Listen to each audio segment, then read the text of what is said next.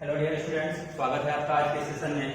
अपने last lecture में मैं आपको डायमेंशन किसी भी फॉर्मूला या किसी भी क्वांटिटी का निकालना सिखाया था। ठीक है बच्चों, आज उसी टॉपिक को आगे कंटिन्यू करेंगे और कुछ और फिजिकल क्वांटिटी है उनका हम डायमेंशन निकालना आज फिर से आगे सीखेंगे। ठीक है, तो देखिए अगला जो क्वेश्चन है वो है, नेक्स्ट क्वेश्चन इज फाइंड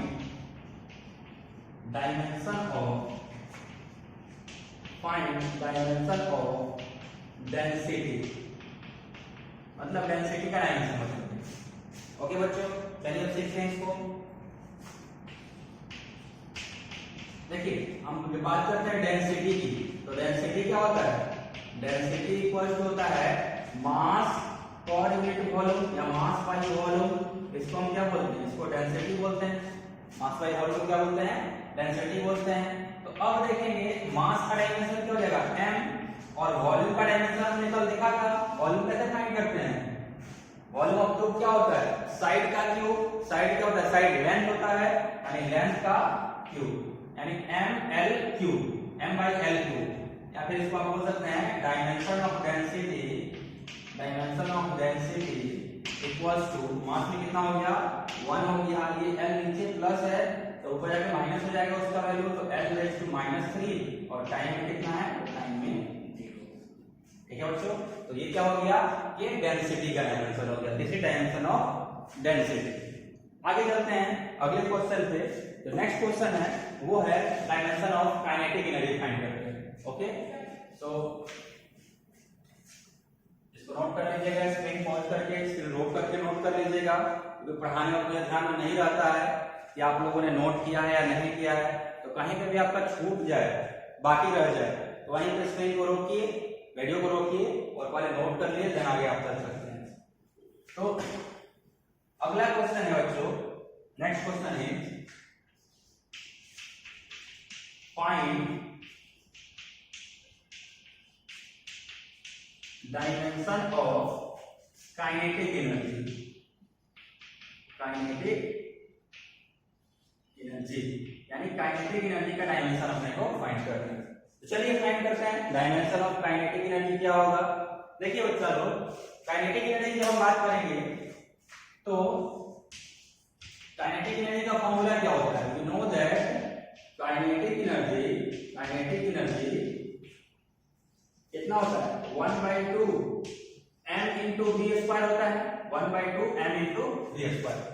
अब यहाँ पे देखना 1/2 क्या है? 1/2 एक नंबर है, और याद रखना क्या, नोट दे देते फॉलोइंग यहाँ पे पॉइंट लिख लो, note numbers have no dimension, मतलब नंबर का डायमेंशन नहीं होता है। कोई भी हम नंबर की बात करेंगे, half m v square, number का डायमेंशन नहीं होगा। ठीक है, तो इसमें 1/2 का डायमेंशन होगा नहीं।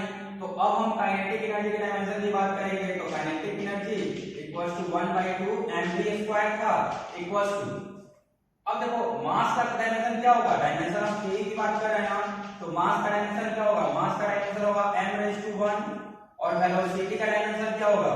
तो वेलोसिटी होता है मीटर पर सेकंड। वेलोसिटी क्या होता है? मीटर पर सेकंड। तो मीटर क्या हो गया? मीटर का हो गया लेंथ, और पर सेकंड यानी नीचे क्या है? नीचे टाइम है, तो इसका का स्क्वायर। या फिर ऐसे भी सोच सकते हैं, वेलोसिटी का मैं तो वैसे आपको कल करा के दिखाया था, लेकिन वेलोसिटी क्या होता है? Rate of change of displacement is called velocity, या rate of change of position is called velocity, मतलब पोजीशन बाय टाइम या डिस्प्लेसमेंट बाय टाइम। और डिस्प्लेसमेंट क्या होता है? डिस्प्लेसमेंट तो लेंथ होता है ना, तो लेंथ को उसको मेजर करते हैं, इसलिए यहाँ पर हमने क्या लिख दिया? लेंथ, और डिवाइडेड बाय टाइम कर दिया। अब इसको सॉल्व करेंगे हो जाएगा कितना? m⁻⁴ l⁻², नीचे t⁻², और you can write it as kinetic energy equals to m⁻⁴ l⁻² and t⁻²। ठीक है, तो this is dimension of kinetic energy, this is dimension of kinetic energy. जल्दी से इसको नोट कर लें बच्चे, फिर उसके बाद आगे चलते हैं नेक्स्ट क्वेश्चन पे। आई होप आपको ये समझ में आ रहा होगा अच्छे से। So note it down fast.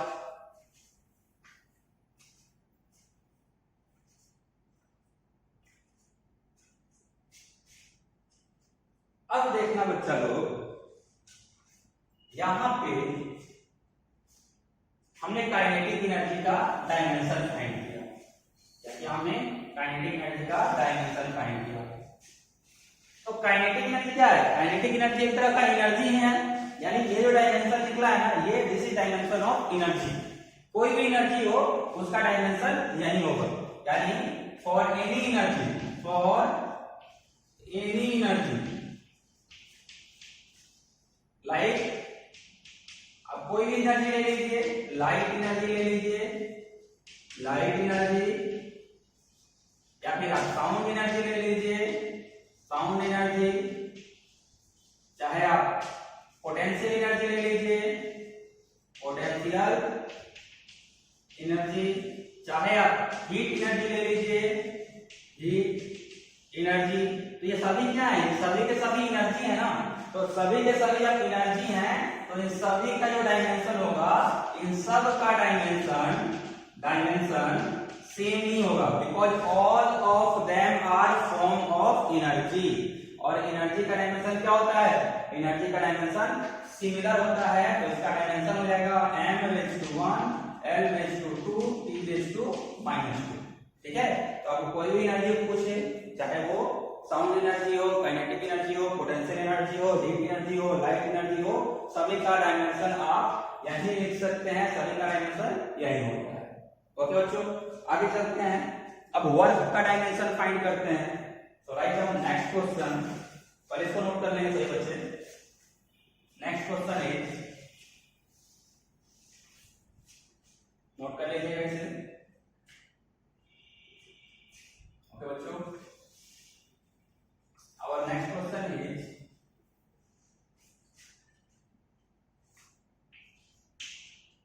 what is dimension of work? What is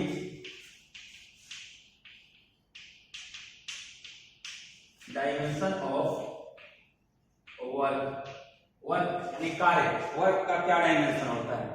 ठीक है बच्चों, तो आपने 9th क्लास में वर्क कैसे पढ़ा होगा, हम भी जब पढ़ाएंगे और वर्क एनर्जी पावर चैप्टर पढ़ाएंगे 11th में, उस वक्त भी आपको क्या करेंगे, उस वक्त आपको वर्क और एनर्जी और पावर, इन सभी चीज के बारे में हम लोग क्या करेंगे, बहुत डिटेल में पढ़ाई करेंगे।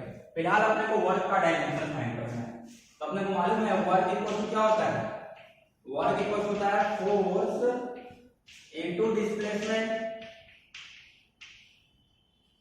वर्क इक्वल क्या होता है? Force into displacement. तो यहाँ पे क्या हो जाएगा, W वर्क का डायमेंशन, वर्क का डायमेंशन क्या हो जाएगा, वर्क का डायमेंशन हो जाएगा फोर्स का डायमेंशन इनटू डिस्प्लेसमेंट का डायमेंशन। तो डिस्प्लेसमेंट क्या है, लेंथ है ना, तो इनटू लेंथ हो जाएगा।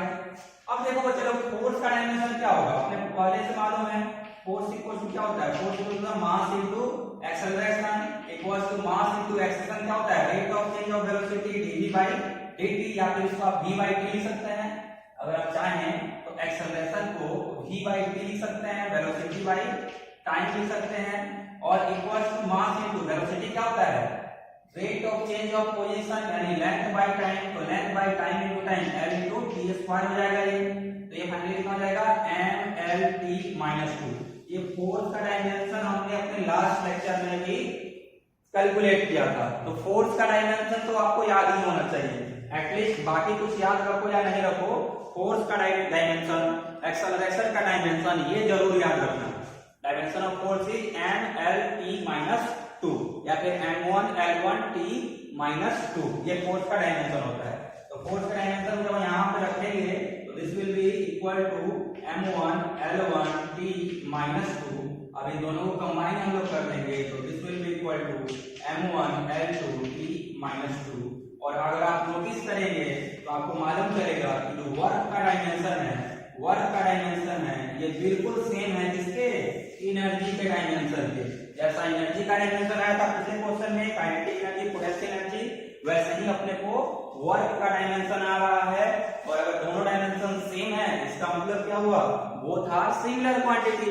और हम लोग 9th में तो पढ़े ही हैं, वर्क एनर्जी थ्योरम पढ़ा है ना आपने, और यहाँ पे 11th में भी पढ़ेंगे, उसमें बहुत सारे न्यूमेरिकल हम लोग सॉल्व करेंगे। तो वर्क एनर्जी थ्योरम क्या होता है, वर्क एनर्जी थ्योरम यही ना होता है कि हम जो भी एक्सटर्नल वर्क करते हैं किसी बॉडी पे, whatever external work is done on a body, that external work is converted, that external work is converted into energy. जो भी हम एक्सटर्नल वर्क करते हैं वो काइनेटिक एनर्जी के फॉर्म में क्या होता है, बॉडी गेन कर लेता है। हमने बॉडी पे वर्क किया, बॉडी क्या किया, वेलोसिटी गेन कर लिया।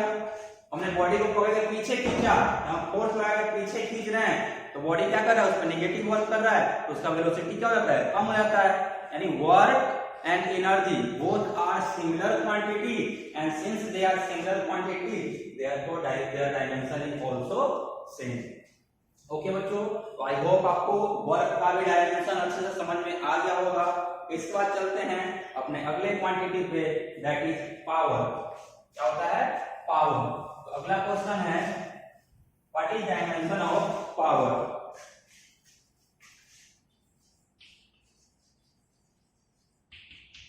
What is dimension of power? Power का डायमेंशन क्या होता है, चलिए देख लेते हैं, जानते हैं कि पावर का डायमेंशन क्या होता है।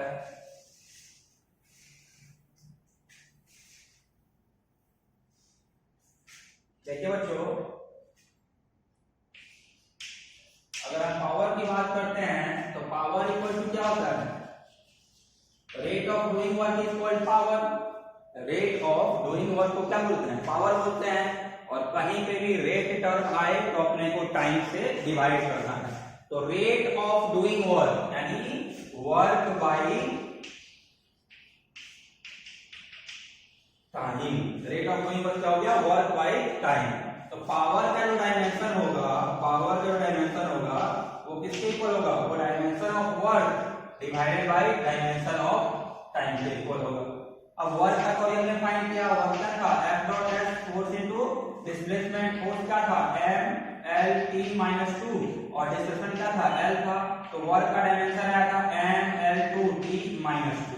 इस वैल्यू को यहां पर रख दिए, ठीक है। तो वर्क का कितना हो गया, m l 2 t - 2 और टाइम का कितना हो गया, टाइम का t हो गया।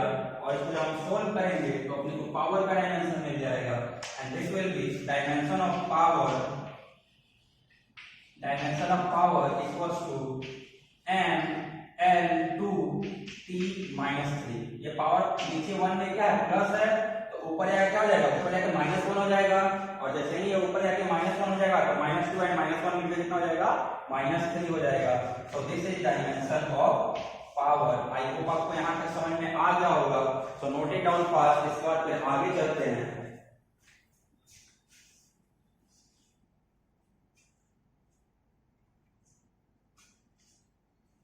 ठीक है ना बच्चों, समझ में आ रहा है ना, बहुत सिंपल है।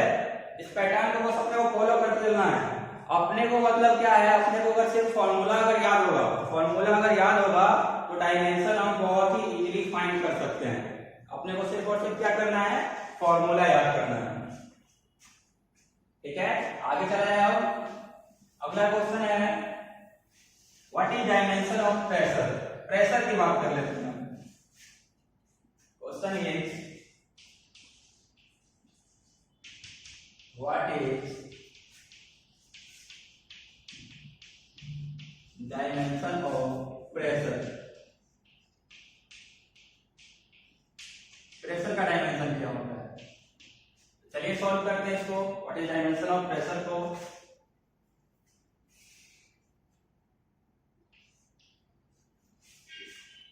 देखो बच्चा लोग, अगर मैं आपको बोलूं प्रेशर क्या होता है तो प्रेशर का फॉर्मूला अपने को मालूम है, कॉलेज पढ़े हैं। प्रेशर इक्वल टू होता है फोर्स बाई एरिया। क्या होता है, फोर्स बाई एरिया। यानी अगर आपको फोर्स का डायमेंशन याद है तो प्रेशर का डायमेंशन आप बहुत ही इजीली फाइंड कर सकते हैं। Means dimension of pressure equals to dimension of force divided by dimension of area. अब मैं आपको पहले ही बोला हूं कि आपको फोर्स का डायमेंशन याद होना चाहिए। फोर्स का डायमेंशन क्या होता है, फोर्स का डायमेंशन होता है mlt-2। फोर्स का डायमेंशन क्या है, mlt-2। तो फोर्स यहां पर रख दिए mlt-2। और एरिया क्या होता है, एरिया साइड स्क्वायर होता है ना, तो साइड लेंथ, अगला साइड लेंथ तो लेंथ इनटू लेंथ यानी l2। अब इसको हम जब सॉल्व करेंगे ये क्या हो गया, m में 1 पावर पावर 2 नीचे प्लस है तो ऊपर जाके माइनस हो जाएगा, तो l raise to -2 into l raise to +1 कितना हो जाएगा, -2 + 1 = -1, तो m1 l -1 and then t -2, so this is dimension of pressure। ये प्रेशर का डायमेंशन हो गया, नोट कर लीजिएगा इसे, डायमेंशन ऑफ प्रेशर नोट कर लेंगे सभी बच्चे। आई होप आपको ये भी समझ में आ गया होगा।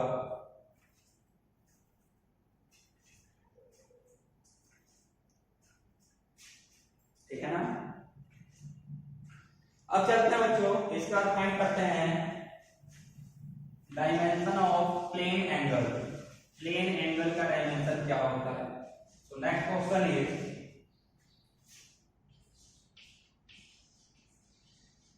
What is dimension of plane angle. Plane angle, अब प्लेन एंगल का डायमेंशन चलो फाइंड करते हैं। तो चलो आपने ट्रिगोनोमेट्री में, मैथमेटिक्स में ये रिलेशन तो पढ़ा होगा कि मान लीजिए ये क्या है, ये कोई आर्क है, इसका ये वाला एंगल थीटा है और रेडियस r है और आर्क का लेंथ कितना है, अगर आर्क का लेंथ l है तो l r और थीटा में रिलेशन क्या होता है, रिलेशन ये होता है length of arc equals to l equals to r theta radius into angle, या फिर इसका अपोजिट है l equals to r theta. आपको इस टर्म में तो फॉर्मूला याद होगा। अब अपने को थीटा का डायमेंशन फाइंड करना है, तो थीटा का डायमेंशन देखिए कैसे फाइंड करते हैं। थीटा को इस तरफ लाते हैं तो theta will be equals to l/r हो जाएगा। अब l क्या है, ये लेंथ है, l क्या है, लेंथ ऑफ आर्क है ना, ये लेंथ है, मीटर सेंटीमीटर मिलीमीटर में मेजर करेंगे, तो l इज लेंथ, l का डायमेंशन l, और रेडियस r क्या है, ये भी एक तरह का लेंथ ही है, इसको भी मीटर सेंटीमीटर या फिर मिलीमीटर में मेजर करते हैं, और रेडियस का डायमेंशन हो गया l। तो ये दोनों क्या हो जाएंगे, कैंसिल हो जाएंगे, और theta is dimensionless quantity. Theta is dimensionless quantity. Theta मतलब एंगल, तो आप लिख सकते हैं क्या कि angle is dimensionless quantity. I hope आपको ये समझ में आ गया होगा। तो जल्दी से आप इसको नोट कर लीजिए, फिर और आगे चलना अपने को बहुत चीजें और पढ़नी है, और भी बहुत सारे न्यूमेरिकल प्रैक्टिस करेंगे हम।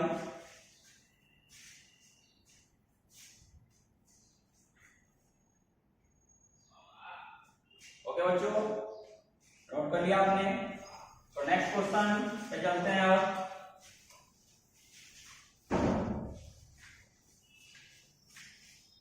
Our next question is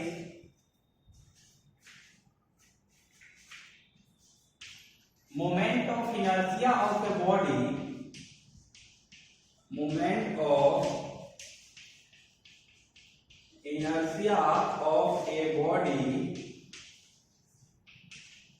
is given by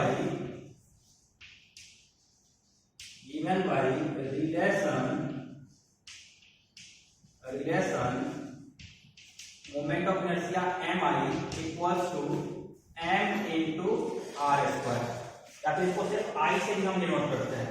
तो moment of inertia of the body is given bye I equals to mr square। then find dimension of I, dimension of I। चलिए अब इसको solve करते हैं। देखो बच्चा, क्वेश्चन अगर आप पढ़िएगा, उस पर दिमाग लगाना चालू कीजिए, तो अभी आप मोमेंट ऑफ इनर्शिया के बारे में कुछ नहीं जानते हैं, आपने जस्ट डोर खोल करके अंदर 11th क्लास में एंट्री ही किया है, और जस्ट जब आपने एंट्री किया है तो इतना खतरनाक टर्म है, इतना जबरदस्त टर्म लग रहा है ये मोमेंट ऑफ इनर्शिया। हो सकता है ये सुन करके आपको लगे कि ये क्या हो गया, ये कहां से आ गया।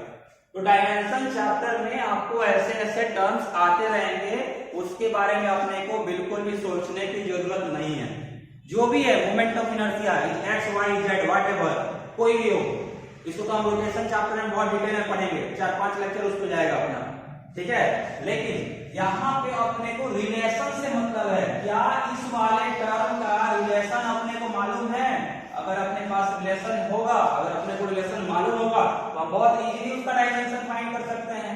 तो हम देख रहे हैं क्वेश्चन में ही रिलेशन दिया हुआ है। Moment of inertia of a body is given by relation I equals to mr²।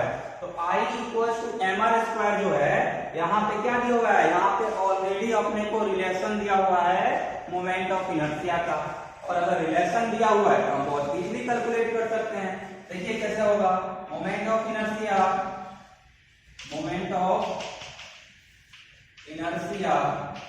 Equals to क्या हो जाएगा? इक्वल्स हो जाएगा m into r square, dimension of mass, m for mass, mass का डायमेंशन क्या होगा? m, और r फॉर डिस्टेंस, r मतलब क्या होता है? डिस्टेंस। यहाँ पे ध्यान रखिएगा m for mass and r for distance. तो डिस्टेंस का डायमेंशन क्या होता है? l होता है, तो l स्क्वायर। तो dimension of moment of inertia और डायमेंशन ऑफ y कितना हो गया? m1 l1 m1 l2 t0। This is dimension of moment of inertia. ठीक है ना? तो ऐसे नाम देखिएगा तो नाम बहुत खतरनाक है, आपको लग सकता है कि यहाँ बहुत ही टफ होगा, लेकिन है बहुत सिंपल, बहुत ही सिंपल है। अगर इसको आप ध्यान से नोटिस कीजिएगा, पढ़िएगा, बहुत आसानी से क्वेश्चंस बनेंगे। ओके, तो जल्दी से इसको नोट कर लीजिए। इसका आपको बताता हूँ dimension of surface tension.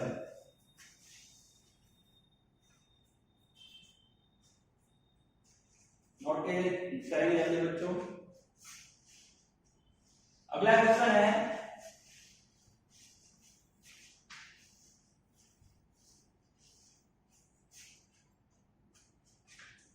next question is surface tension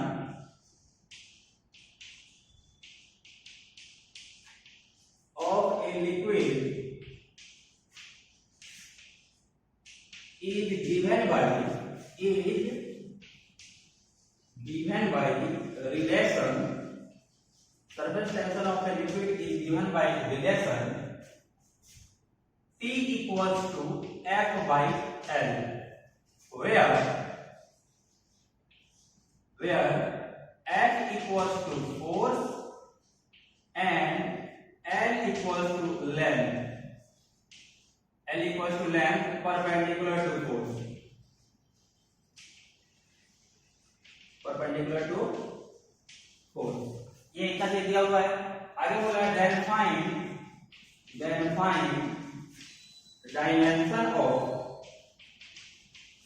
find dimension of surface tension. Again बच्चों, यहाँ पे हम फिर से देख रहे हैं कि आपके सामने एक अननोन टर्म आ गया है, आपके सामने एक ऐसा टर्म आ गया है जिसके बारे में आपने पहले नहीं पढ़ा हुआ है। आप जस्ट 10th पास करके आ रहे हैं, आपके सामने आ रहा है एक नया term that is surface tension.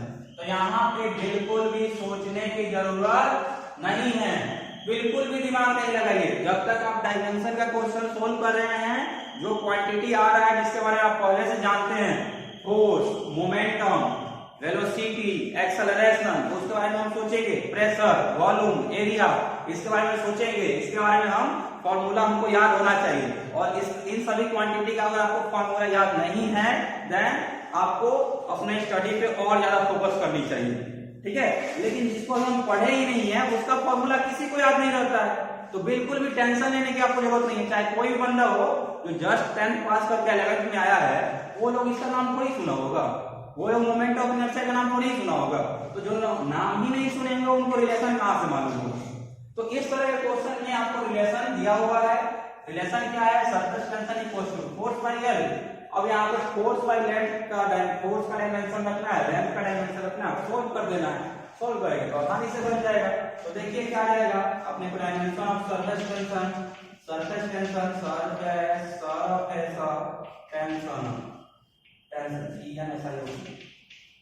Tension का डायमेंशन क्या हो जाएगा? Equals to dimension of force divided by dimension of length. Dimension of length क्या होता है? एल होता है। और फोर्स का डायमेंशन मैं आपको बोला हूं कि रट लीजिए, याद कर लीजिए, डायमेंशन ऑफ फोर्स आपको याद होना चाहिए, और ये होता है m(L(T)-2 या फिर m1L1T-2। जब इसको हम सोल्व करेंगे तो this will be equal to m1 l0 t -2। ठीक है बच्चों, ये क्लियर है? आई होप ये क्लियर हो गया होगा, ये भी बहुत आसान था। अब चलते हैं इसके आगे, एक और क्वेश्चन करते हैं जो कि आज के लेक्चर में अपना आखिरी क्वेश्चन होगा, that will be dimension of torque. ठीक है, तो इसको मिटाता हूं मैं। अगर आपने इसको नहीं नोट किया अभी तक तो वीडियो को वहीं पे रोक कीजिए और रोक करके पहले नोट कर लीजिए, फिर आगे बढ़िए। यही तरीका अपनाइए, उससे क्या होगा, आपका नोट्स भी बनते जाएंगे, क्योंकि स्टडी के साथ साथ नोट्स बनाने का बहुत ज्यादा इंपॉर्टेंस होता है बच्चों।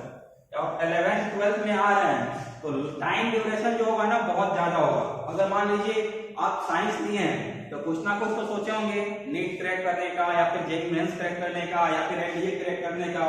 तो जो आपने सोचा है, जो भी एग्जाम आपको देना है, वो एग्जाम आपको आज से 2 साल बाद देना है। अब 2 साल बाद ये टॉपिक आपको ध्यान में नहीं आएगा। ध्यान में कब आएगा? जब आपके पास आपका नोट्स रहेगा। नोट्स अगर आपके पास रहेगा तो आप बहुत आसानी से, बहुत शॉर्ट नोट्स को क्या कर सकते हैं, रिवाइज कर सकते हैं, और रिवाइज करने के तो अपना काम बन जाएगा। तो नोट्स अच्छे से बनाया कीजिए, ऐसे नहीं बस वीडियो देख लीजिए, सिर्फ इससे काम अपने को नहीं चलने वाला है। Notes making is very important for us. अगला question is torque of a force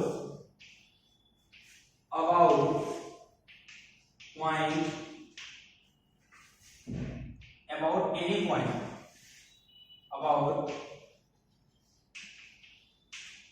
any point is given by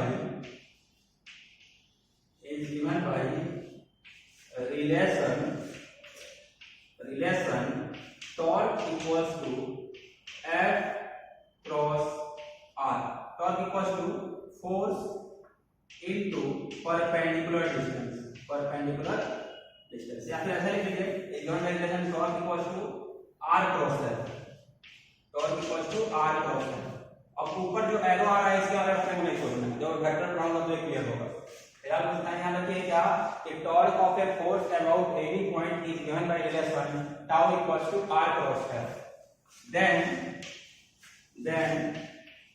find dimension of torque, then find dimension of torque if r equals to distance, या फिर इसको आप position vector बोल सकते हैं।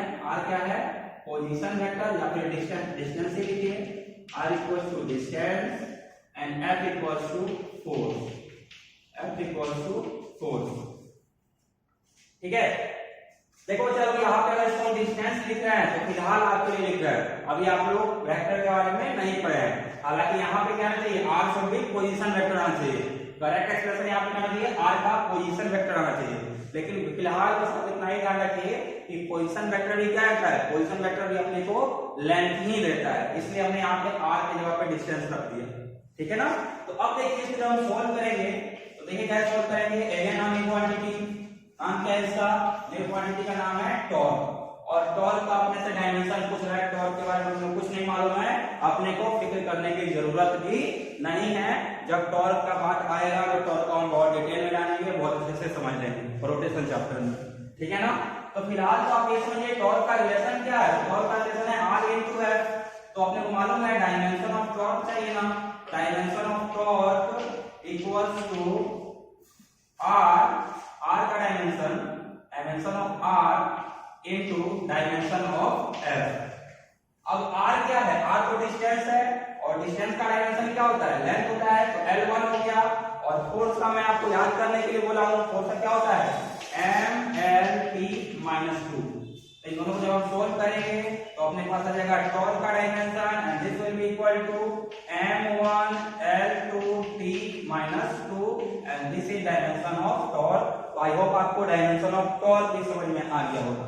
एक बहुत ही इंपॉर्टेंट और बहुत क्वेश्चन बनता है बच्चों, कि ऐसा एमसीक्यू जनरली बनता है कि डायमेंशन सेम किसका है। ठीक है, तो देखो यहाँ पे टॉर्क का डायमेंशन आया था, यही डायमेंशन वर्क का भी आया था, और यही डायमेंशन एनर्जी का भी आया था। तो आप चाहिए तो नोट देके इस पॉइंट लिख लीजिए, note dimension dimension of torque, energy and work, torque, energy और वर्क आर सेम, यानी टॉर्क का, वर्क का और एनर्जी का डायमेंशन सेम होता है। तो यहां से हम एक और कंक्लूजन निकाल सकते हैं कि दो डिफरेंट क्वांटिटी के पास सेम डायमेंशन हो सकता है। टू डिफरेंट क्वांटिटी है सेम डायरेक्शन। यहाँ पे आप एनर्जी को तो वर्क के इक्विवेलेंट मान सकते हैं, लेकिन टॉर्क कहीं से भी एनर्जी या वर्क के इक्विवेलेंट नहीं होता। Torque is completely a different quantity और work and energy are completely different quantity. ठीक है, तो एक और पॉइंट आप नोट देकर यहां बना सकते हैं, नोट डायमेंशन, यहां पे लिखिएगा two different quantities. Second note, two different quantities, two different quantities may have same dimension, यानी दो अलग अलग क्वांटिटी का ऐसा हो सकता है कि डायमेंशन क्या हो, सेम हो। तो बच्चा लोग आज के लेक्चर में हमने क्या पढ़ा, कुछ भी नया नहीं पढ़ा। आज के लेक्चर में हम जो लास्ट लेक्चर में सीखे थे उसी पे बेस्ड सिर्फ आज न्यूमेरिकल्स हमने सोल्व किया है। तो आई होप आपको ये सब समझ में आया होगा, आपने इसको एंजॉय किया होगा। So thank you very much for joining today. And अगर आपको लेक्चर्स पसंद आ रहे हैं तो please do like, share and subscribe to our channel JMK group of school. Thank you very much.